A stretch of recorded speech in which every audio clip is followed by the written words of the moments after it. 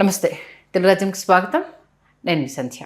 ప్రస్తుతం మన దేశవ్యాప్తంగా నీట్ ఎగ్జామ్కి సంబంధించి ఏ రేంజ్ ధర్నాలు జరిగాయి, కేంద్రం దిగొచ్చి కేంద్ర విద్యాశాఖ మంత్రిని మార్చడము, ఇది మనం చూసాం.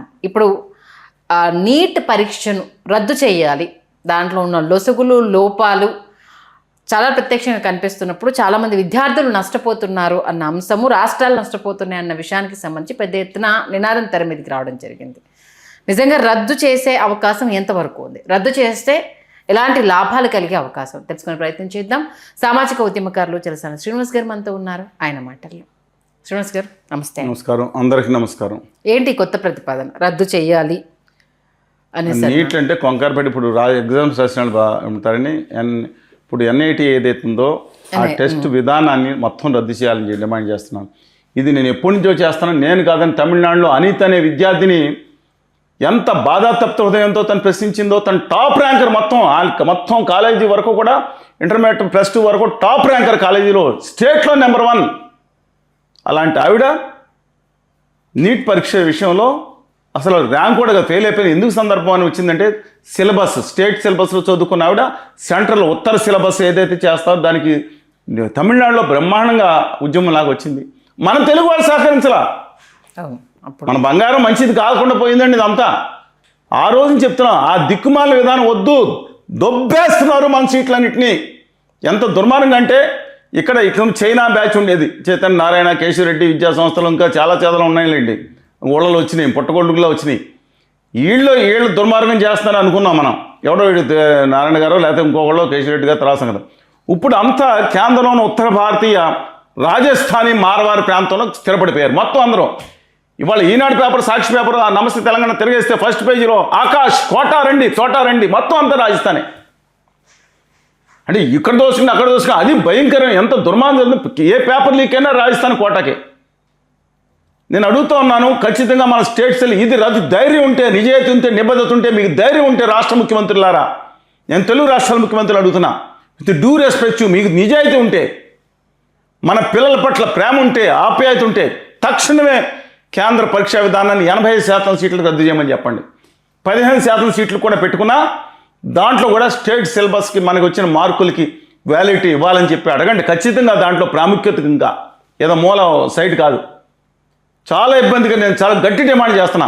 దీని మేము నిన్న విజయవాడలో అనేక విద్యార్థి సంఘాలు, యువజన సంఘాలు, కార్మిక సంఘాలు అందరూ మీటింగ్ పెడితే ఈ మీడియా 99% మీడియా కవర్ చేయలేదు. మేమేం పాపం చేసామని అడుగుతున్నా. With due respect to media, we respected all of you. Vivek గారు, ఎవరో గౌరవ మంత్రి గారు ఉన్న వెలుగు కానీ V6 కానీ కొన్ని అభ్యుదయవాదులు ఉన్నారు దాంట్లో. అలాగే ఈనాడు రామజరు వెళ్ళిపోయింది కిరణ్ గారు, ఏంటి మా మీద ఎందుకండి కక్షాదింపు?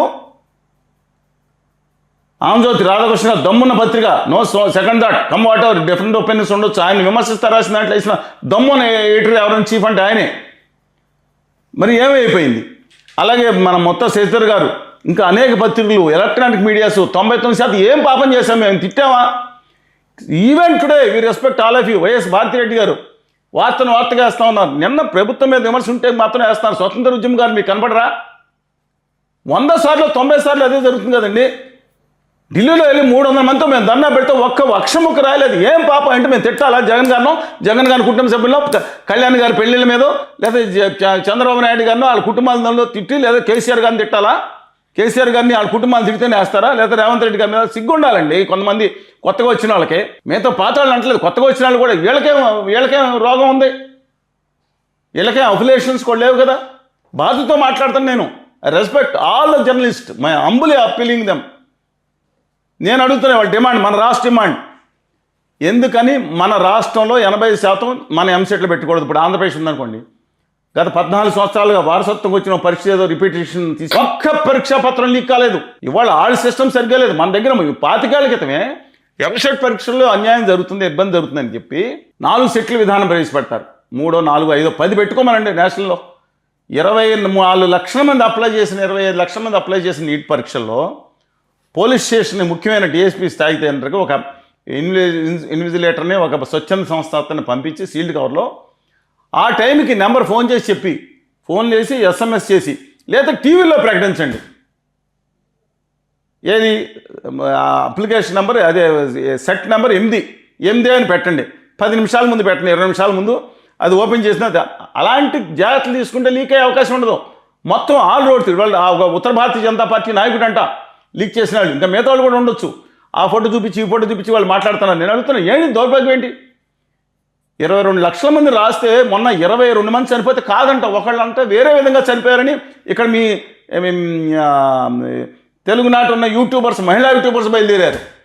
అమ్మా మీరు ఒక మహిళమ్మ, రెస్పెక్ట్. మీరు ఏదో ఆవేశంతోనో లేదా ఎవరితో ప్రేరేపితంగానో మాట్లాడుతున్నారు. ఆ రెస్పెక్ట్ మీరు ఏం మాట్లాడినా రెస్పెక్ట్ చేస్తా.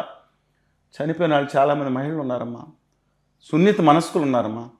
వాళ్ళు ఒకటి పొరపాటున ఎవరో చనిపోతే తెలంగాణ ఉద్యమకారులు మీరు ఎట్లా వేశారు, కోస్తా రాయలసీమ సమైక్యాంధ్ర ఉద్యమకారులు 500 మంది చనిపోయారని చెప్పారు కొంతమంది. దాని గురించి అంటలా వాళ్ళు కనీసం ఆ వేదనలో పంచుకపోతే ఎలాగా? ఇక నిర్మలా సీతారామన్ గారు గవర్నర్ వారు స్టేట్మెంట్ ఇచ్చారు, మంచిలు తీసుకోండి, మీరు మంచిలు తీసుకోండి. ఎందుకంటే ఆవిడ అంటారు, అంటే నేను ఎన్నో విషయం చెప్పిన తర్వాత ఒక్కొక్కరు చెప్పింది, ఆవిడ అంటారండి, ఇలాగా పరీక్షల్లో లీక్ అయిపోతే ఇంకా టైం దొరికి బాగా రాస్తారు అని చెప్పి మాట్లాడిన ఆవిడ కడుపు మండుకుపోతూ ఉంటే ఆవిడ దేశ ఆర్థిక శాఖ మంది సిగ్గుచేటండి. నేను అడుగుతున్నాను, 4 సార్లు లీక్ చేయండి, మీరే లీక్ చేశారా? నేను అడిగిన తప్ప అండి అని అడుగుతున్నాను మిమ్మల్ని. విత్ డ్యూ రెస్పెక్ట్ టు శ్రీమతి నిర్మలా సీతారామన్ గారు, మీరు మాట్లాడతాను తక్షణమే క్షమాపణ చెప్పాలి. చనిపోయిన వాళ్ళు ఉన్నారనేది కూడా లేకుండా లీక్ అయితే ఏముంది, ఇంకా టైం దొరికి వాళ్ళంటే ఇంకా బాగా ప్రిపరేషన్ అయ్యి ఇవన్నీ 4-5 సార్లు లీక్లు చేయండి. హాస్పిటల్లో కూడా మీరు తప్పుడు మందులు ఇచ్చారనుకోండి, ఈ తబ మరింత ఆరోగ్య శక్తి పెరిగి మళ్ళీ తబ బతికితే మళ్ళీ బతికొస్తారు. ఏందని మాట్లాడేది? ఏమండి మనం అన్నం తింటున్నామండి, బాధగా ఉంటుందండి. ఇది ఖచ్చితంగా హేళన చేయటం బాధగా ఉంటుందండి. నేను ఎంత వాజ్పేయి గారు గొప్పతనం గురించి నిజంగా మాట్లాడుతూ ఉంటే మైనస్ పాయింట్ కొన్ని ఉండొచ్చు.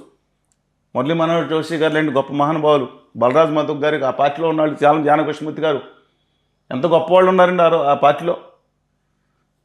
సికిందర్ భక్త్ గారు, విజయరాజ్ సింధే గారు ఎంతమంది ఉండేవారో. ఇలా మాట్లాడవచ్చండి. ఇంకొక ఆయన మాట్లాడతాడు, వదిలేండి, బూతులు మాట్లాడాడు. చనిపోయిన వాళ్ళ గురించి దీని గురించి ఎంత దారుణంగా సపోర్ట్ చేస్తా, పైగా జన్జీ గురించి మీరు వ్యతిరేకిస్తే వాళ్ళ ఏదో ఏంటంటే CJP ఆ పార్టీ వాళ్ళు ఎవరో తెలియదు. నేను అడ్డంగా ఎవరికి మద్దతు ఇవ్వాల్సిన పని లేదు.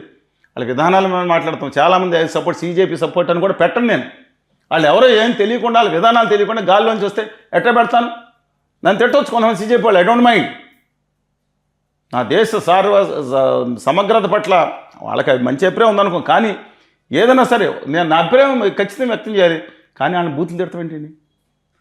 పాతాళం దీంట్లో నెహ్రూ గారిని బూతులు తిడతారేంటి? నెహ్రూ గారి సంబంధం ఏంటండి? అసలు ఆయన చచ్చిపోయి చాలా కాలం అయింది, 64 చనిపోతే నెహ్రూ గారి కారణం అంటారేంటండి వీళ్ళందరూ? అందుకని దయచేసి తక్షణమే రాష్ట్రాలు ఈ కేంద్ర పెట్టే పరీక్షల విషయంలో 100% వెంటనే రద్దు చేయమని, ఇప్పుడు జరిగిపోయి నీటి గురించి అంటలా, మా స్టేట్ సిలబస్కి మాకు ఇప్పుడు కాశ్మీర్లో ఉండే సిలబస్కి వేరే ఉంటుంది. ట్రాపికల్ రీజన్ అన్నా అది స్నో ఇల్లీ రీజన్ ఉంటుంది. అక్కడ కావాల్సిన ఇది వేరే ఉంటుంది. టోటల్గా అటవీ ప్రాంతాల్లో ఉన్న వాళ్ళకి అనేక రకాల జబ్బులు వస్తూ ఉంటాయి. మీరు చూశారు కదా, tropical reason, sub tropical reason దానికి వేరే ఉంటుంది. ఇప్పుడు రాజస్థాన్ ఉండే ప్రాంతానికి వేరే ఉంటుంది. కొంత అంతా టెక్నాలజీ ఎక్కువ, స్థానిక పరిస్థితులు, స్థానిక సిలబస్. మేము మా ఎంసెట్ విషయంలో ఇవాళ మీరు హైదరాబాద్ వెళ్తే ఫేవర్ హాస్పిటల్ ఉంటుంది, ఎందుకంటే ఛాతీ వైద్యశాల ఎక్కువ ఉంటుంది. ఎక్కువ వచ్చాయి కొన్ని చోట్ల, ఒక చోట ఎక్కువ వస్తూ ఉంటాయి, ఒక చోట తక్కువ వస్తూ ఉంటాయి. క్యాన్సర్ కొన్ని చోట్ల ఎందుకంటే పురుగు మందులు ఎక్కువ వాడతారు, పంజాబ్, ఆంధ్రప్రదేశ్ కొన్ని చోట్ల. అక్కడ స్థానిక పరిస్థితులు బట్టి, అక్కడ దాన్ని బట్టి ఆరోగ్యం మొత్తం మారకపోయినా మా స్థానికంగా మేము టెస్టులు పెట్టుకుంటాం, మా విద్యార్థులకు మేము ఇచ్చుకుంటాం. మీరెవరండి ర్యాంకులు ఇవ్వడానికి? అడ్డమైన ర్యాంకులు ఇవ్వడానికి మీరెవరు అసలు? దీని మీద ఖచ్చితంగా ఉంది. ఇక రెండో పాయింట్ కూడా నేను మాట్లాడతాను. ఖచ్చితంగా దీన్ని కూడా సెపరేట్గా దయచేసి అందరికి తెలియచేయండి. ఖచ్చితంగా సార్. ఇక్కడ చూసేవాళ్ళు తెలుగు బిడ్డేనా? మిగతా వాళ్ళు కూడా ఉంటారు, నాకు బాధలేదు. తెలుగు బిడ్డ అయితే, తెలుగు జాతికి పుట్టిన వాళ్ళకి సంబంధించిన వాళ్ళైతే నేను చెప్పిన మాట వినండి. మీరు విమర్శించుకోండి, ఏ పార్టీ అయినా పర్వాలేదు. మీరు భారతీయ జనతా పార్టీ ఆనాటి ఒక మంచి పార్టీ అన్నా, ఆనాటి CPM, CPI, కాంగ్రెస్ ఎవరన్నా, లేదా ఇప్పుడు క్రోనిక్ క్యాపిటలిస్టుల అందానీ గారు ఉత్తర భారతీయ జనతా పార్టీ అయినా సరే భావం మారదు. మీ గుండెలు ఎక్కడ చోట లోపల ఎక్కడా సరే తెలుగు బిడ్డగా భావన ఉంటుంది, ఈ దేశభక్తి ఉంటుంది. కాబట్టి నేను ఖచ్చితంగా నేను చెప్పింది అడుగుతున్నాను. ఈ దేశం ఎవడి జాగీరు? కొంతమంది అబ్బల జాగీరు కాదు కదా. మీరు తెలుగు భాష అంటే తెలుసు కదా, ఈ దేశ మూల భాషల్లో ఒకటి. మళ్ళా చెప్తున్నానండి, ఈ దేశ మూల భాషల్లో తెలుగు ఒకటి. ఆ ఇంగ్లీష్ మీద కొంతమంది నేర్చుకుంటున్నారు. ఇంగ్లీష్ అనేది యూరోపియన్ లాంగ్వేజ్, ఆంగ్లో సాక్సన్ ఏదో యూరోపియన్ లాంగ్వేజ్, ఓకే. హిందీ కూడా యూరోపియన్ ఇండో ఆరియన్ లాంగ్వేజ్. నేను చెప్పింది కాకర్లేదు, మీరు కావాలంటే వెరిఫై చేసుకోండి. హిందీ కూడా ఆ యూరోపియన్ ఇండో లాంగ్వేజ్, అది కూడా నేను చెప్పింది సత్యం. చాలామంది ఇక్కడ ఆ లిపి కూడా సొంత లిపి లేదు, హిందీకి రాసుకున్నాక సొంత లిపి అద్దె లిపి దేవనాగరి నుంచి అక్కడి నుంచి తెచ్చుకుని రాసుకుంటారు. మీరు రాసుకుని ఆ అక్షరాలు హిందీ నిన్న కాక మనం పుట్టిందని, అది క్లాసికల్ లాంగ్వేజే కాదు.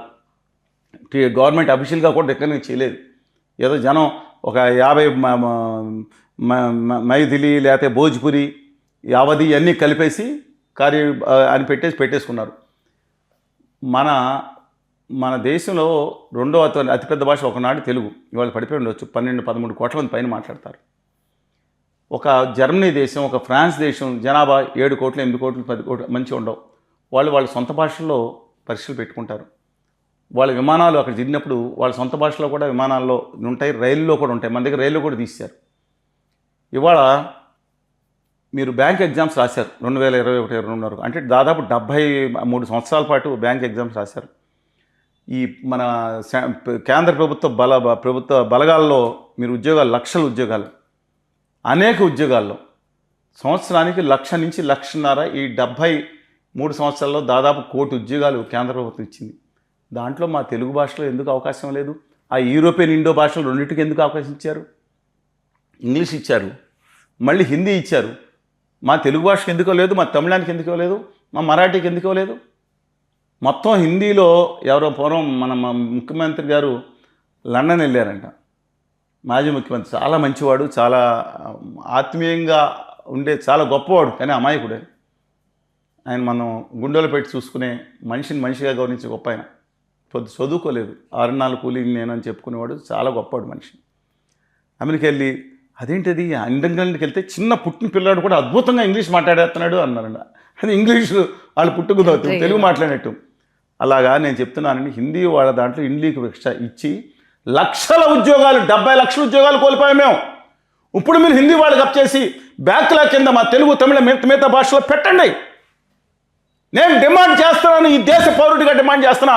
సిగ్గుంటే మీకు ఈ దేశం అంతా ఒక్కడనే అభిప్రాయం ఉంటే, ఉత్తర భారత అహంకార మదహంగం చూపించే బ్యాచిలారా, మీకు సిగ్గుంటే, మీకు నిజాయితీ ఉంటే, దేశం పట్ల అభిమానం ఉంటే, దేశం అందరూ ఒకటి అనుకుంటే తక్షణమే బ్యాక్లాగ్ పోస్టులు పెట్టి మా తెలుగు భాష, మా తమిళ, మా కన్నడ, మా మలయాళ, మా బెంగాలీ, మా మరాఠీ అన్నీ కలిపిన దేశం గొప్పది అనుకుంటాం కదా, మా భాషల్లో పరీక్షలు కూడా పెట్టి మా ఊరు నష్టపోయిన ఉద్యోగాలు బ్యాక్, లక్షల మంది ఉద్యోగాలు, మీకే 1-2-3 లక్షల ఉద్యోగాలు రూపాయలు రావాలా?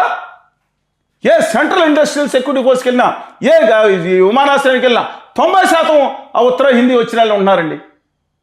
ఎందుకంటే వాళ్ళు రాసుకో, ఇప్పుడు మార్చారు. నిర్మలా సీతారామన్ గారిని అడిగాం, గట్టిగా డిమాండ్ చేసాం. ఈ బ్యాంకుల్లో అంటే బ్యాంకుల్లో స్థానికంగా కొంత స్థాయి వరకు మన మాతృభాషలో పెడుతున్నారు. హిందీ రాజభాష కాదు, అలా దొంగలు చెప్తున్నారు దొంగ మాటలు. ఇవాళ వరకు అమలయ్యేది అది అయినా మిగతా అన్ని భాషలు సమానంగానే ఉంటాయి. అంటే రాజభాషగా దాని అఫీషియల్గా ఓన్లీ హిందీ అనేది తప్పండి. ఇవాళ పైగా ఎవడో పనికిమాలాడు వచ్చి మాట్లాడతాడు. ఇక్కడ మనం హిందీ రాష్ట్రాలకు వెళ్తే ఉపాధి దొరుకుతుంది. ఎవడేంటి మాట్లాడింది? కామన్ తెలుగు మీద ద్వేషం ఉన్న వాళ్ళు. మీ అమ్మ లాంటి తెలుగు తల్లికి ద్రోహం చేసే బ్యాచ్ ఏంటి మాట్లాడేవాళ్ళు గుర్తుంచుకోండి. ఎవడన్నా కానివ్వండి, వాడు రాజకీయ నాయకుడు కానివ్వండి, హీరో కానివ్వండి, తెలుగు ద్రోహి వాడు ఏం మాట్లాడతారు? వాళ్ళు జార్ఖండ్, మధ్యప్రదేశ్, బీహారు, ఉత్తరప్రదేశ్ ఈ ప్రాంతాల నుంచి ఆంధ్రప్రదేశ్కి, తెలంగాణకి లేదా బెంగళూరుకి ఉద్యోగాలు చేసుకున్న వాళ్ళు 99% వస్తున్నారా? మన తెలుగు రాష్ట్రాల నుంచి ఆ బీహార్లోకి వెళ్ళి ఉద్యోగం చేసుకునేవాడు ఒక్కడ ఉన్నాడా? ఎవడ భాష నేర్చుకోవాలి, ఎవడు కుడితే ఉపాధి దొరుకుతుంది, వాడు అక్కడ తెలుగు నేర్చుకుంటే వాడికి ఉపాధి దొరుకుతుంది. మనం వెళ్ళి వాళ్ళ చుట్టూ మోకాళ్ళు పొదిలి హిందీ అని మాట్లాడుకుంటున్నాం. హిందీని గౌరవిద్దాం, మన భాషగా, ఇండో యూరోపియన్ భాషగా గౌరవిద్దాం. ఒక యూరోపేష్గా నా తెలుగు జాతికి జరిగిన అన్యాయం మాత్రం సవరించుకోవాలి. దీని మీద చాలా గట్టిగా చెప్తున్నాను నేను. ఇంకా కేంద్ర ప్రభుత్వం ఇంత గొడవ జరిగిన తర్వాత కూడా జేఈ ఎగ్జామ్స్ మోడీ గారు వచ్చారు, గుజరాతీ ఆయన తెలుసుగా మీకు, అమిత్ షా గారు, మోడీ గారు, అదానీ గారు, వీళ్ళందరూ గుజరాతీ పెద్దలు. వీళ్ళు వచ్చి జేఈ ఎగ్జామ్స్లో హిందీ, ఇంగ్లీషు, గుజరాతీ పెట్టాడండి. మహానుభావుడు గుజరాతీ పెట్టాడు. కొమ్ములు ఉన్నాయా, దానికి లిపి కూడా అక్కడి నుంచి తెచ్చుకుని దాంట్లో మీ గుజరాతీ భాష కొమ్ములు ఉన్నాయని పెట్టి నాన్న కూడా పెట్టి మేము రోడ్ల మీద నిలబడితే అప్పుడు మన భాషలో కూడా యాడ్ చేశారు. దానికి 2 కొమ్ములు ఉన్నాయా గుజరాతీకి?